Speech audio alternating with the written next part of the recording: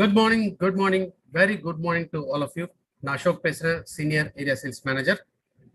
இன்னைக்கு ரொம்ப ஒரு அற்புதமான ஒரு நாள் அப்படின்னு நம்ம சொல்லலாம். பிகாஸ் நிறைய ஒரு இன்ஸ்பிரேஷன் கிடைக்கக்கூடிய ஒரு நாளாக டெஃபினட்டா இன்னைக்கு வந்து அமைய போகிறது. ஸோ வெஸ்டீஜ் ஒரு நிறுவனம் அப்படின்னு பார்க்கும்போது இன்னைக்கு 17 ஆண்டுகள் நிறைவு செய்து 18வது ஆண்டுல இந்த மாதம் நம்ம அடியெடுத்து வச்சிருக்கோம். இந்த 18வது ஆண்டோட சிறப்பு துவக்கத்திலேருந்து நமக்கு நிறைய எக்ஸைட்டிங்கான விஷயங்கள் வந்து மேனேஜ்மெண்ட்ல இருந்து எல்லாமே கொடுத்துருக்காங்க. ஸோ அடுத்தடுத்த லெவல்ஸ்ல நம்ம டெவலப் பண்ணி மேல நம்ம பிசினஸை கொண்டு போகிறதுக்கு எத்தனையோ வழிகள்ல சிறப்பான அம்சங்கள் இருக்கு அப்படின்னு நம்ம சொல்லலாம். ஸோ இந்த அளவுக்கு ஒரு ஹிமாலய வெற்றி அப்படின்னு பார்க்கும்போது இந்த வெற்றிக்கான அடிப்படை காரணம் என்ன? பிகாஸ் ரைட் ஃப்ரம் டே ஒன்ல இருந்து அந்த சிஸ்டம் ஸோ கரெக்டா வழிநடத்தி கொண்டு போகக்கூடிய விஷயங்களை பர்ஃபெக்டா பண்ணிட்டு இருக்கிறனால தான் இன்னைக்கு வெஸ்டீஜ் வியாபாரம் இந்த அளவுக்கு ஒரு மிகப்பெரிய ஒரு சாம்ராஜ்யமாக மாறி இருக்கு அப்படின்னு சொல்ல முடியும். ரெண்டாவதுல இருக்கக்கூடிய ட்ரைனிங் சப்போர்ட்.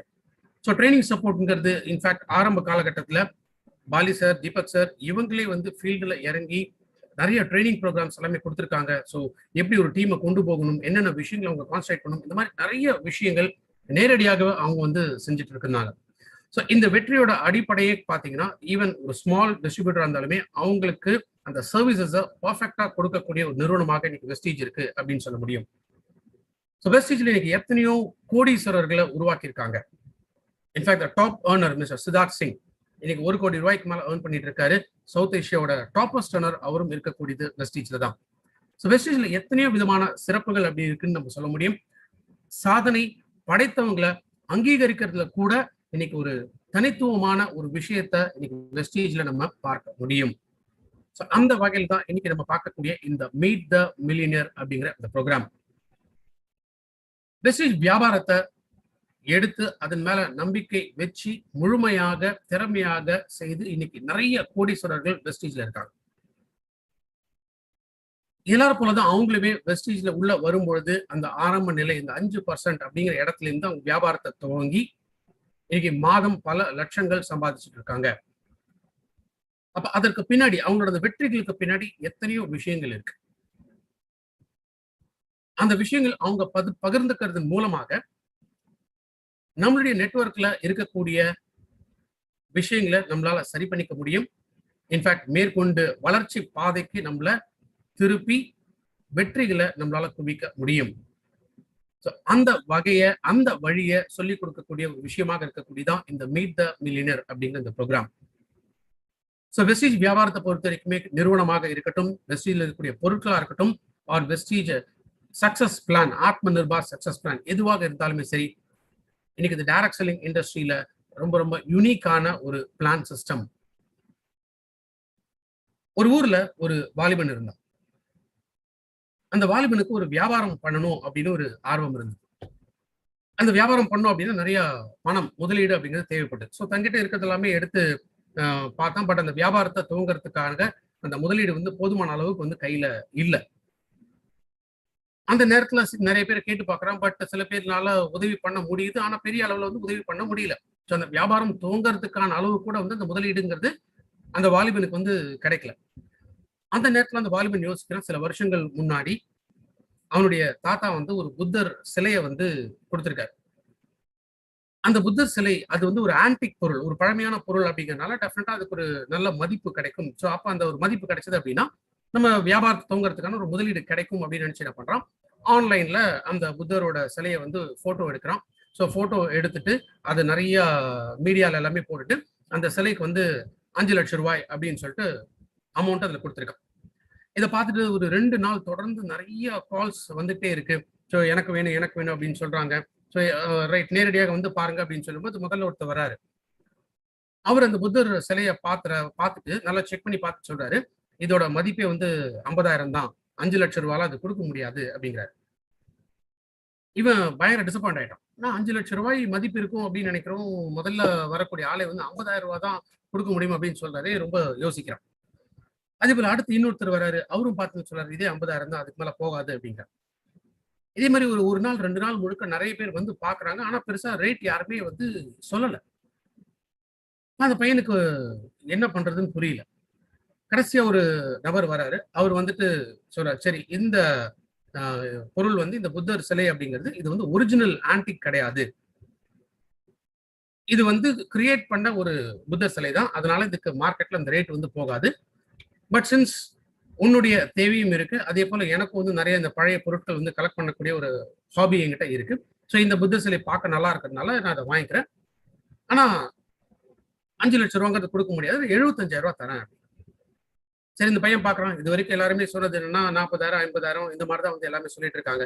சரி, இவர் ஒருத்தர் மட்டுமா என்ன பண்றாரு, ஒரு 75,000 கொடுக்குறாரு, மேலும் 25,000 வருதுன்னு சொல்லிட்டு சரி ஓகேன்னு சொல்லிட்டு புத்தர் சிலையை வித்துறான். கொஞ்ச நாள் போகுது, அந்த பிசினஸ் ஸ்டார்ட் பண்றதுக்கான முதலீடை திரும்ப வந்து ரெடி பண்ண ஆரம்பிக்கணும் அப்படின்னு சொல்லிட்டு பக்கத்து ஒரு ஊருக்கு வந்து வரான். அங்க ஒருத்தரை பார்க்கறதுக்காக வரும்போது அந்த இடத்துல ஒரு இந்த பழமையான பொருட்களை விற்கக்கூடிய ஒரு ஆன்டிக் ஷாப் வந்து அந்த இடத்துல பார்க்கறான்.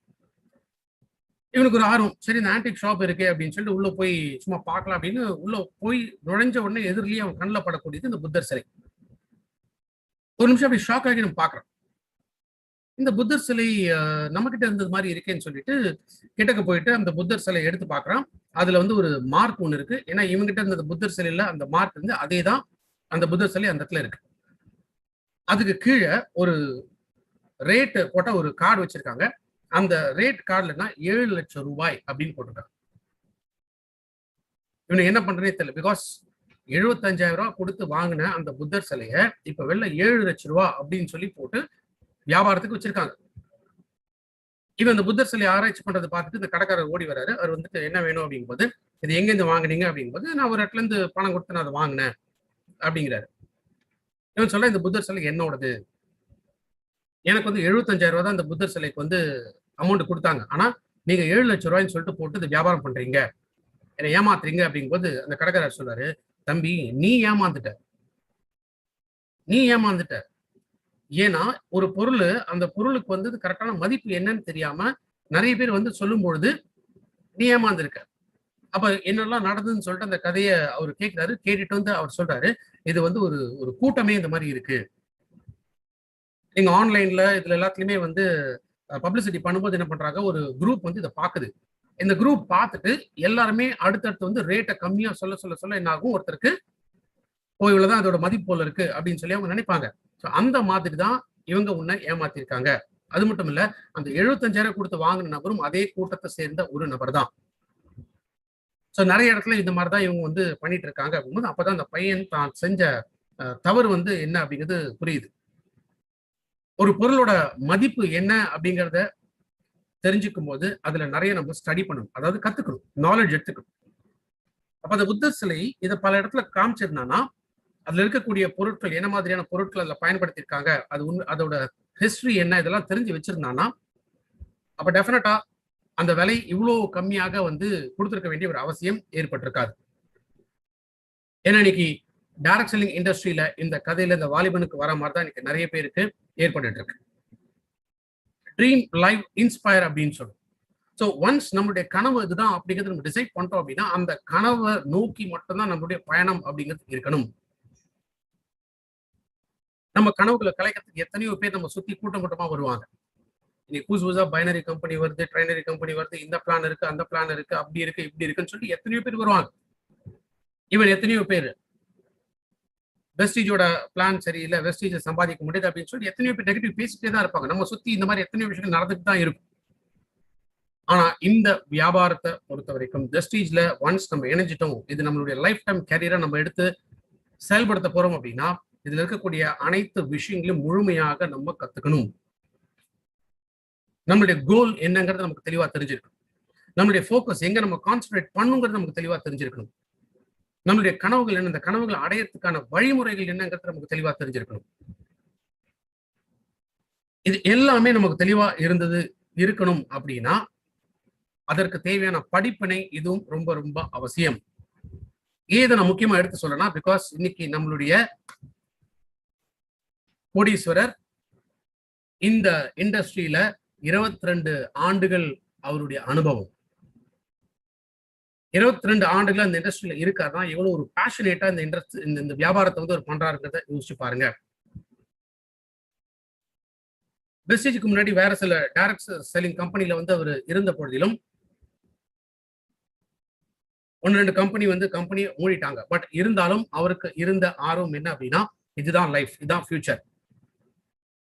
அவருடைய கனவுகளை கலைக்கிறதுக்கு யாருமே வந்திருக்க மாட்டாங்க அப்படின்னு நினைக்கிறீங்களா? டெஃபினட்டா வந்திருப்பாங்க. பட் அவருடைய குறிக்கோள் என்னவாக இருந்ததோ அதை முழுமையாக அடையணும் அப்படிங்கிறத அவரு தொடர்ந்து ஒர்க் பண்ண ஆரம்பிச்சாரு. விடாமுயற்சி, தன்னம்பிக்கை. பாலி சார் சொல்ற மாதிரி பிலீவ் இன் யுவர் செல்ஃப், அதான் வெற்றிக்கான மந்திரம். உங்கள் மேல நீங்க வைக்கக்கூடிய நம்பிக்கை, அதுதான் உண்மையிலே பெரிய இடத்துல நம்ம கொண்டு போகக்கூடியது. மதுரை டிஸ்ட்ரிக்ட்ல வாடிப்பட்டிங்கிற ஒரு சாதாரண பஞ்சாயத்து டவுன், அங்கிருந்து வந்தவர் தான் இன்னைக்கு நம்ம பார்க்கக்கூடிய நம்முடைய ஹீரோ. பிஎஸ்சி படிப்பை முடித்தவர். வெஸ்டேஜ் வியாபாரத்துக்கு முன்னாடியே வேற சில டைரக்ட் செல்லிங் கம்பெனிஸ்ல இன்ஃபேக்ட் 1998லயே இந்த இண்டஸ்ட்ரிக்குள்ள அவர் வந்தார். இந்த இண்டஸ்ட்ரியில வந்து அவருடைய அதிகபட்ச வருமானம் வெஸ்டேஜ் வரத்துக்கு முன்னாடி பல வருஷங்கள், கிட்ட 10-12 வருஷங்கள் வந்து ஆல்மோஸ்ட் 15 வருஷத்துக்கு மேல வேற சில டைரக்ட் செல்லிங் கம்பெனிஸ்ல அவர் இருந்தபோது கூட அவருடைய அதிகபட்ச வருமானம் அப்படின்னு பாத்தீங்கன்னா 1 லட்சம் ரூபாய் தான். எவ்வளவு பொண்ணு நினைச்சாரு, பட் அவருடைய உழைப்புக்கு தகுந்த ஒரு ஊதியம் மற்ற நிறுவனங்கள்ல இல்ல அப்படின்னு தான் சொல்லணும். 2015 வெஸ்டேஜுக்குள்ள வந்தாரு. படிப்படியாக இது இருக்கக்கூடிய விஷயம் எல்லாமே கத்துக்க ஆரம்பிச்சு, ஏற்கனவே அவருக்கு இருந்த அனுபவம் இது எல்லாமே சேர்ந்த பொழுது உறுதுணையாக நின்ற விஷயம் அவருடைய குழுவினர். வெஸ்டேஜ்ல முதல் மாதம் அவருடைய முதல் வருமானம் 1,17,000. நம்ப முடியுதுங்களா? சாதிக்க முடியுங்கிறத ப்ரூவ் பண்ணவர். முதல் மாத வருமானமே 1,17,000. அவருடைய அதிகபட்ச வருமானம் வெஸ்டேஜ் மூலமாக 7.7 lakhs. வெஸ்டேஜ் மூலமாக பென்ஸ் காரும் அச்சீவ் பண்ணியிருக்காரு. எஸ், அவர் கடந்து வந்த பாதைகள், மேற்கொண்டு அவர் போகிற பாதைகள், இது எல்லாமே அவர் மூலமாக தெரிந்து கொள்ள நம்ம காத்துட்டு இருக்கோம். Without taking much time, ladies and gentlemen, என்னுடன் சேர்ந்து நம்மளுடைய டபுள் கிரவுன் டைரக்டர் மிஸ்டர் விடி ராஜேஷ் கண்ணா சார் அவர்களை அன்போடு வரவேற்கிறோம். We welcome you sir. எப்படி இருக்கீங்க எல்லாரும்? நான் ராஜேஷ் கண்ணா பேசுறேன். இன்னைக்கு உங்களை எல்லாம் சந்திக்கிறதுல எனக்கு ரொம்ப மகிழ்ச்சி. இவ்வளவு அற்புதமான வாய்ப்பை எனக்கு வந்து ஏற்படுத்தி கொடுத்த வெஸ்டேஜ் நிறுவனத்துக்கும், நான் ரொம்ப நாளா எனக்கு இந்த ஆன்லைன் இதுல வந்து ரொம்ப நான் அந்த மாதிரி ஒரு கிராமத்துல இருந்தோன்னா எனக்கு ரொம்ப பேசுறது கொஞ்சம் இதா இருந்தது. அசோக் சாரோடைய அந்த வற்புறுத்தலால தான் இன்னைக்கு இந்த எம்டிஎம் நான் பண்றேன். அவருக்கு இந்த நேரத்துல வந்து என்னுடைய பணிவான வணக்கத்தையும் நன்றியும் தெரிவிச்சுக்கிறேன். இது போக எங்களெல்லாம் ரொம்ப உற்சாகப்படுத்தி கொண்டு போயிட்டு இருக்க பிரவீன் சாரும் இதுல இருக்காங்க. அவங்க எல்லாருக்குமே நிறுவனத்துக்காக எல்லாருக்குமே என்னோட நன்றியை பதிவிச்சுக்கிறேன். ஃபர்ஸ்ட் ஆஃப் ஆல் எல்லா புகழும் வந்து பார்த்தீங்கன்னா எங்க அம்மாவுக்கும் இறைவனுக்கும் தான். ஏன்னா இவ்வளவு அற்புதமான விஷயங்கள் எனக்கு கிடைக்கும்னா அது எல்லாத்துக்கும் காரணம் வந்து அந்த இறைவன் தான். பாருங்க, அவர் தான், நான் ஒரு கருவி தான். அதனால இறைவனுக்கு இந்த நேரத்துல வந்து பாத்தீங்கன்னா, அதாவது நான் வணங்குற அந்த தெய்வங்கள் எல்லாருக்கும் இந்த நேரத்துல நன்றியை சொல்லிட்டு, எனக்கு இந்த அற்புதமான வாய்ப்பை கொடுத்து இன்னைக்கு உங்க முன்னாடி எல்லா புகழுக்கும் காரணமா இருக்கிற அருமை அண்ணன் என்னுடைய மென்டர் பாலா அவர்களுக்கு இந்த நேரத்துல என்னோட நன்றியை சொல்லிக்கிறேன். சரியா? இப்ப இந்த ப்ரோக்ராமை நம்ம ஸ்டார்ட் பண்ண போது நான் வந்து ஒரு சின்ன கதை சொல்லி, ஒரு குட்டி கதை இதை சொல்லி என்னோட பழக்கத்தையும் தனிச்சுக்கிறதுக்கு அது ஒரு இதா இருக்கு. ஏன்னா நான் முதல் முறையா வந்து இந்த ஆன்லைன்ல வந்து நான் வந்து கிளாஸ் எடுக்கிறேன். அதனால ஏதாவது தவறுகள் ஏதாவது இருந்ததுன்னா எல்லாரும் என்னைய பெருந்தன்மையோட ஏத்துக்குங்க. ரைட். இப்ப இந்த கதை என்ன அப்படின்னா, ஒரு முல்லா அப்படின்ற முல்லா கதையை தான் நான் சொல்லுவேன். இந்த முல்லா கதை என்ன அப்படின்னா, முல்லா வந்து ஒரு சந்தையில ஒரு புது கழுதை ஒண்ணு வாங்குறாரு. இந்த கழுதையை அவர் வாங்கி பாத்தீங்கன்னா புது கழுதை. அந்த கழுதையை வாங்கி அவரு அந்த கழுதை மேல பயணம் பண்ணி அந்த சந்தையில வந்துட்டு இருக்காரு. ரொம்ப நாளா அவரை பார்க்காத அவர் நண்பர் முல்லாவை கூப்பிடுறாரு. கழுதையில போற முல்லாவை, ஏய் முல்லா அப்படின்னு கூப்பிடுறாரு. முல்லா அதை கண்டுக்காம கழுதை வேகமா போயிட்டு இருக்கு. முல்லா அது கூட போறாரு. முல்லா திரும்பி கூட பார்க்கல. ஆனா அதை கவனிச்சு அவர் நண்பருக்கு ரொம்ப வருத்தமா போச்சு. என்னடா அது, நம்ம இவ்வளவுல இருக்கிற நண்பர் ரொம்ப நாள் கழிச்சு பாக்குறோம், அவர் கழுதுல போற இதுல நம்மளை கண்டுக்காம கூட போயிட்டாரே அப்படின்னு ஒரு ஒரே வருத்தமா போச்சு அவர் நண்பருக்கு. ஆனா அந்த கழுதை வேகமா மூவ் ஆகி போயிடுச்சு. கொஞ்ச நாள், ஒரு வாரம் கழிச்சு முல்லாவை ஒரு தற்செயலா அந்த நண்பர் திருப்பி சந்திக்கிறாரு. முல்லாவை பார்த்து, என்ன முல்லா, நான் ரொம்ப நாள் கழிச்சு உங்களை பார்த்தேன், நான் கூப்பிட நீங்க என்னை கண்டுக்காம போயிட்டீங்க அப்படின்னு சொன்ன உடனே, நான் எனக்கு ரொம்ப உங்க மேல கோபமா இருக்கேன் அப்படின்னு சொன்னாரு. முல்லா சொன்னாரு, எப்பா நானா நிக்காம போனேன், என் கழுதை நிக்காம போச்சு அப்படின்னு. உடனே, என்ன முல்லா, கழுதை எப்படி நிக்காம போகும், நீங்க நிப்பாட்டினா கழுதை நிக்காதா, இங்க பாருப்பா, உனக்கு என் கழுதையை பத்தி தெரியாது அப்படின்னு. என்ன நீங்க கழுதையை பத்தி தெரியாதுன்னு, நானும் உன்னை மாதிரி நினைச்சுதான் இந்த கழுதையை, புது கழுதையை நான் வாங்கினேன். அந்த கழுதைகிட்ட நான் நிறைய தடவை நான் வந்து நிறைய நல்லது கெட்டதெல்லாம் சொன்னேன். அது நில்லுனா அது நிக்க மாட்டேங்குது, அது முன்னாடி போனா அது பின்னாடி போகுது. நான் சொல்றதை எதையுமே அது கேட்கறது கிடையாது. நானும் என்னென்னமோ முயற்சி எல்லாம் பண்ணி பார்த்தேன், அது நான் சொல்றதை கேட்கிற மாதிரி இல்லை. அப்புறம் தான் எனக்கு ஒண்ணு புரிஞ்சுச்சு. என்னன்னா, நான் சொல்றது அதுக்கு புரிய மாட்டேங்குது. ஏன்னா அது கழுதை, அதுக்கு நான் சொல்றது புரியல. ஏன் முல்லா இதுன்னு சொல்றீங்க, இதை ஏன்ட்ட ஏன் சொல்றேன் அப்படின்னு. இங்க வேறப்பா, உன்னைய பார்க்கும்போது அது என்னை கொண்டு போச்சு இல்லையா. இப்ப நான் என்ன பண்றேன், அந்த கழுதை நான் சொல்றதை கேட்க மாட்டேங்குன்னு நான் ஒரு நல்ல உபாயத்தை ஒண்ணு கண்டுபிடிச்சேன். கழுதை எங்கெல்லாம் போகுதோ, அது போற பக்கம் எனக்கு ஏதாவது வேலை இருந்ததுன்னா, அது எங்க நிக்குதோ அந்த இடத்துல ஏதாவது வேலை இருந்தா நான் வேலையை பார்த்துக்குவேன். மற்றபடி கழுதை நான் சொல்றது கேட்கறது இல்லைன்னு புரிஞ்ச பிறகு நான் அது கூட காம்ப்ரமைஸ் பண்ணிக்கிட்டேன். என்னன்னா, அது காம்ப்ரமைஸ் பண்ணிக்கிட்ட பிறகு நான் கழுதை கூட கம்ஃபர்டபுளா நான் வாழ ஆரம்பிச்சேன். போற இடத்துல என்ன வேலை இருக்கோ அந்த வேலையை நான் பார்த்துக்குவேன் அப்படின்னு. அது மாதிரி அன்னைக்கு நீ கூப்பிடுற அன்னைக்கு கூட அது வாட்டுக்கு இழுத்துட்டு போச்சு, நான் கூடயே போனேன் அப்படின்னா. ஏன் இதை நான் அந்த கதையை உள்ள நான் சொல்றேன் அப்படின்னா, வாழ்க்கையில காம்ப்ரமைஸ் அப்படின்னு ஒண்ணு பண்ணிக்கிட்டாதான் கம்ஃபர்டபுளா இருக்க முடியும். அந்த கழுதை கூட காம்ப்ரமைஸ் பண்ணனால முல்லா வந்து கம்ஃபர்டபுளா இருந்தார். அது மாதிரி வாழ்க்கையில கூட நம்ம பல கழுதைகளோட காம்ப்ரமைஸ் பண்ணிக்க வேண்டியது. சில நேரங்கள்ல அந்த கழுதை நம்ம மனைவியா இருக்கலாம், சில நேரம் அந்த கழுதை நம்ம புருஷனா இருக்கலாம், சில நேரம் அந்த கழுதை நம்ம குழந்தைகளா இருக்கலாம், சில நேரம் அந்த கழுதை நம்ம நண்பர்களா இருக்கலாம், சில நேரம் கழுதை டவுன்லைனா இருக்கலாம், சில நேரம் இந்த கழுதை அப்லைனா இருக்கலாம், சில நேரம் கழுதை பாஸா இருக்கலாம். ஆனா ஒன்னே ஒண்ணு தெரிஞ்சுக்கங்க, கம்ஃபர்டபுளா நீங்க இருக்கணும்னா காம்ப்ரமைஸ் பண்ணிக்கிட்டா தான் இருக்க முடியும். இப்ப கூட பாருங்க, இந்த கழுதையோட நீங்க காம்ப்ரமைஸ் பண்ணிக்கிட்டா தான் இந்த செஷன்ல நீங்க கம்ஃபர்டபுளா இருக்க முடியும். அதனால உங்க எல்லாருக்கும் நான் சொல்றது என்னன்னா, இந்த செஷனை நீங்க பார்க்கும்போது இதுல சொன்ன மாதிரி இதயம் பலவீனமானவங்க, நேர்த்தியா இருக்கணும்னு நினைக்கிறவங்க, அதே மாதிரி இதய அதாவது கோபம் வர்றவங்க, இவங்க எல்லாம் ஃபர்ஸ்ட் ஆஃப் ஆல் ஒரு ஃபிளக்ஸ் ஆயிலும் ஒரு ஆலிவராகவும் போட்டுக்கணும். ஏன்னா நான் சொல்ல போற கதை உங்களுக்கு எதாவனா இருக்கலாம். அதனால நான் வந்து ஜாலியான மூட்ல இந்த கதையை சொல்ல போறேன். 1942 லவ் ஸ்டோரி கேட்டிருப்பீங்க. நான் சொல்ல போற இந்த காதல் கதை 1970 லவ் ஸ்டோரி. இது மூலமா உங்களுக்கு ஏதாவது நன்மை இருந்தா எடுத்துக்கங்க, சரிங்களா? அதனால காம்ப்ரமைஸ் ஆகிக்கீங்க, கம்ஃபர்டபுளா இந்த செஷனை தொடருவோம். ரைட், என் பேரு ராஜேஷ் கண்ணா. எனக்கு இந்த அற்புதமான வாய்ப்பை கொடுத்தவர் அண்ணன் பாலா அவர்கள் தான். அவர் தான் இந்த வாய்ப்பை எனக்கு கொடுத்தாரு. அதுக்கு முன்னாடி என் கதைக்குள்ள நான் உங்களுக்கு வந்து சொல்றதுக்கு முன்னாடி, நான் யாரு அப்படின்னு நீங்க தெரிஞ்சுக்கிறதுக்கு முன்னாடி, இந்த வியாபாரத்துல நான் வந்து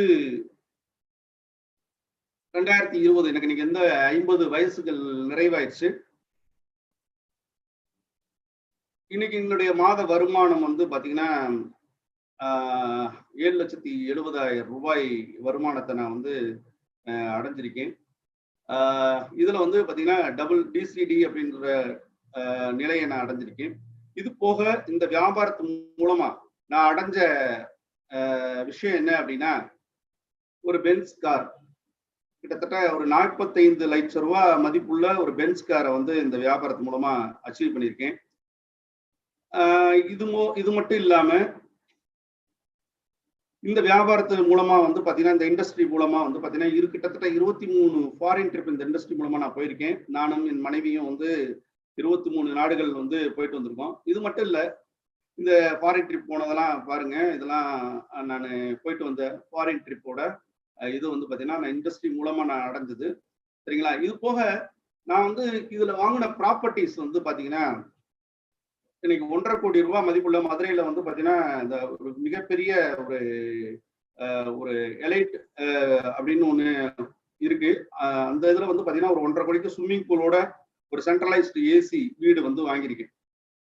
அது பார்த்தீங்கன்னா, கிளப் ஹவுஸ் எல்லா ஃபெசிலிட்டியும் கொண்டது இருந்தது. இது போக என்னுடைய ப்ராப்பர்ட்டி வேல்யூ அப்படின்னு எடுத்தீங்கன்னா, இந்த இண்டஸ்ட்ரி மூலமா நான் சம்பாதிச்சது கிட்டத்தட்ட 20,00,00,000 ரூபாய் வரைக்கும் நான் அந்த இதுல வந்து நான் வந்து ஏர்ன் பண்ணியிருக்கேன். இதெல்லாம் நான் ஏன் உங்கள்ட்ட சொல்றேன் அப்படின்றத நான் வந்து பின்னாடி உங்கள்ட்ட சொல்றேன். சரிங்களா? இது இது மட்டும் இல்லாம இந்த வியாபாரத்து மூலமா நான் நிறைய இடங்கள்லாம் வந்து நான் வந்து வாங்கியிருக்கேன். இந்த இண்டஸ்ட்ரி மூலமா வாங்கியிருக்கேன். சரியா? ரைட். இப்ப நான் ஏன் இங்க இருந்து எடுத்தோன்னே இந்த இதுக்கு வந்து சொல்லிட்டேன் அப்படின்னா, இதெல்லாம் நான் எப்படி இதெல்லாம் அடைஞ்சிட்டேன். நீங்க எல்லாரும் நினைப்பாங்க, ஜெயிச்சவங்க எல்லாம் மிகப்பெரிய கெட்டிக்காரத்தனமானவங்க, மிகப்பெரிய புத்திசாலிங்க, மிகப்பெரிய திறமையானவங்க அப்படிலாம் நீங்க நினைச்சிருந்தீங்கன்னா, மை டியர் ஃப்ரெண்ட்ஸ், நிச்சயமா என்னோட ஸ்டோரி உங்களுக்கு ஒரு மிகப்பெரிய இதா இருக்கும். நான் சொல்ல போற இந்த ஸ்டோரி வந்து பாத்தீங்கன்னா, மிகப்பெரிய அளவுல படிச்சவங்க, திறமையானவங்க, அவங்களுக்காக இந்த உலகம் ஃபுல்லா இருக்கிறவங்களுக்காக நான் பேசல ஃப்ரெண்ட்ஸ். என்னைய மாதிரி ஒரு சராசரியா இந்த உலகத்துல எதுக்குமே ஆக மாட்டான் அப்படின்னு சொன்ன ஒருத்தர் தான் இன்னைக்கு இந்த அளவுக்கு நான் வந்திருக்கேன். எந்த திறமையுமே இல்லாம சொன்னவங்க வந்திருக்கேன். அவங்கள மாதிரி என்னைய நிறைய பேர் நீங்க உட்காந்துருப்பீங்க. அவங்களுக்காகத்தான் நான் பேசுறேன். சரிங்களா? என் கதையை நான் உங்கள்கிட்ட சொல்லணும், என்னையவே இது பண்ற தாழ்த்திக்கிற இந்த கதையை நான் உங்கள்கிட்ட சொல்லணும்னு அவசியம் இல்லை. ஆனாலும் கூட இதை நான் வந்து ஒரு ஒரு நல்ல சிந்தனையோட தான் நான் உங்களுக்கு சொல்ல நான் விரும்புறேன். ஏன்னா இதே மாதிரி மனதளவுல நிறைய குறுகி இருந்த எல்லாருக்கும் வாழ்க்கையில வெற்றியே கிடைக்காதா அப்படின்னு தெரிஞ்சுக்கிட்டவங்களுக்காகத்தான் இந்த ஸ்டோரியை வந்து நான் கொஞ்சம் உண்மையா கொஞ்சம் கேட்கறதுக்கு கொஞ்சம் உங்களுக்கு இதா இருந்தா கூட நிச்சயமா வந்து என்னுடைய கதை என்னைய மாதிரி இருக்கிற சில பேருக்கு இது ஒரு மிகப்பெரிய மாற்றத்தை கொடுக்கும். நான் அவங்களுக்காக தான் சொல்றேன். படிச்சவங்க நீங்க எங்க போனாலும் ஜெயிச்சிருவீங்க. ஆனா படிக்காம அந்த போக்கிரித்தனமா இருக்கிற சில பேருக்கு வந்து பாத்தீங்கன்னா வாழ்க்கை அதோட முடிஞ்சு போயிருமா அப்படின்னு நினைக்கிறவங்களுக்கான கதை தான் இது. அதனால இந்த கதைக்குள்ள நம்ம என்ட்ராகும். சரிங்களா? முதல்ல என் பேர் ராஜேஷ் கண்ணா. நான் வந்து வாடிப்பட்டி, மதுரை பக்கத்துல இருக்க வாடிப்பட்டி தான் என்னோட சொந்த ஊர். சரிங்களா? இந்த ஒரு அற்புதமான ஊர் அது. சரிங்களா? இந்த ஊரை பத்தி நான் உங்களுக்கு சொல்ல நான் ரொம்ப கடமைப்பட்டிருக்கேன். ரொம்ப அற்புதமான ஊரு. அந்த ஊர்ல பிறந்தவன் தான். நான் வந்து பாத்தீங்கன்னா ஒரு எப்படி குடும்பத்துல பிறந்தேன் அப்படின்னா, ராஜராஜ சோழ குடும்பத்துல நான் பிறக்கல. நான் எப்படி பிறந்து வளர்ந்தேன்றதை பத்தி நான் உங்கள்கிட்ட சொல்ல விரும்புறேன். சரிங்களா? அதனால தயாரா இருக்கீங்களா? நான் வந்து அப்படியே சின்ன பையனா மாற போறேன். நீங்க எப்படி இருக்கீங்க? சின்ன பையனா மாறதுக்கு தயாரா இருக்கீங்களா? அப்ப நான் வாங்க, அதுக்குள்ள போவோம். நீங்க உங்க இதெல்லாம் விட்டுட்டு நான் பாருங்க, என் 50 வயசை கடந்துட்டு நான் என்னுடைய பழைய நிலைமைக்கு போறேன். நீங்களும் என் கூட அப்படியே ட்வைன்னு ஓடி வந்துடணும். வந்துடுறீங்களா?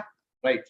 இப்ப பாருங்க, இந்த நடுவுல ஒரு பெட்டியில உட்காந்துருக்கேன் பாருங்க, அவன் தான் இந்த ராஜேஷ் கண்ணா. எங்க தாத்தா அவரு. இதெல்லாம் எங்க பிரியமா அக்கா, எங்க அவ்வா, இவங்கெல்லாம் இந்த குடும்பத்துல பிறந்தவங்க நானு. நான் ஒரு பெரிய பணக்காரன் குடும்பத்துல பிறந்த, ரொம்ப ஏழ்மையான குடும்பத்துல பிறக்கல. ஒரு எங்க தாத்தா ஒரு மிகப்பெரிய அவரு ஒரு பெரிய சண்டியர் அவரு அந்த காலத்துல. சரிங்களா? ஒரு பெரிய சண்டியர், பெரிய ட்ரங்கன் மாங்கன்னு அவரை பாத்துக்குங்க. ஆள் உட்காந்துருக்காரு இல்லையா? அடேங்கப்பா, ஊருக்கு ஒப்பாட்டி எல்லாம் வச்சு ரொம்ப சந்தோஷமா ஜெகஜோதியா வாழ்ந்தவர். அவர் தான் எங்க தாத்தன். அதனால எங்க டிஎன்ஏ ஆர்என்ஏ பாருங்க எப்படி இருக்குன்னு. இது ஒண்ணு. சரிங்களா? இதுவரை எங்க அப்பா அம்மா. சரிங்களா?